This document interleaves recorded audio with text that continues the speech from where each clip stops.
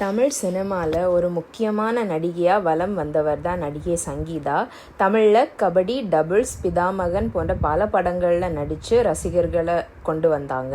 தமிழை விட தெலுங்கில் தான் இவருக்கு மார்க்கெட் அதிகமாக இருந்தது. தெலுங்கில் பல படங்களில் ஹீரோயினாக நடிச்சிருந்தாங்க. இவங்க 2009 பிரபல பாடகர் கிறிஷை காதலிச்சு திருமணம் செய்து கொண்டாங்க.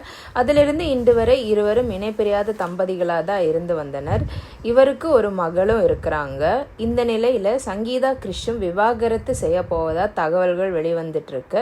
தன்னுடைய இன்ஸ்டா பக்கத்தில் சங்கீதா கிறிஷ் என்பதை சங்கீதா ஆக்ட் என பெயர் மாற்றியிருக்காங்க. அதிலிருந்து இருவருக்கும் ஏதோ பிரச்சனை இருப்பதாகவும் வெளியே செய்திகள் வந்துட்டே இருக்கு. அது மட்டும் இல்லாமல் சங்கீதா தனது கணவரை பிரிந்து தனியாக தான் வாழ்ந்து வந்துட்டு இருக்காங்க. திருமணத்திற்கு பிறகு சங்கீதா நிறைய ரியாலிட்டி நிகழ்ச்சிகள்லையும் பார்ட்டிகள்லையும் தன்னை ஈடுபடுத்தி கொண்டு ரொம்ப பிஸியாக இருந்துட்டு வந்துட்டு இருக்காங்க. அதே மாதிரி நிறைய படங்களையும் நடிச்சிட்டு இருக்காங்க. இந்த நிலையில சங்கீதாக்கும் கிறிஷுக்கும் இடையே கருத்து வேறுபாடு ஏற்பட்டதுனால தன்னுடைய காதல் கணவரை அவர் பிரிய போவதா செய்திகள் வந்துட்டு இருக்கு.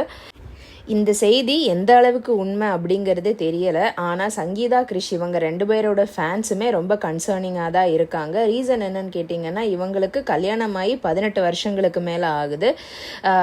கல்யாணமான புதுசுலேயே இவங்க 2 பேர் பற்றின சர்ச்சைகள் நிறைய வந்துட்டே தான் இருந்தது. காரணம் என்னென்னா, சங்கீதா கிறிஷை விட வயதில் பெரியவர் அப்படிங்கிற சர்ச்சை வந்துச்சு. பட் ஆனால் ஒரு இன்டர்வியூவில் சங்கீதா இதுக்கு விளக்கமும் கொடுத்துருப்பாங்க. என்னை விட என் கணவர் தான் வயதில் மூத்தவர் அப்படின்ட்டுன்னு. இப்போது ரீசெண்டாக இந்த விவாகரத்து சர்ச்சை, இது பற்றி உங்கள் கருத்து என்ன அப்படிங்கிறத கமெண்ட் செக்ஷனில் சொல்லுங்கள். நன்றி.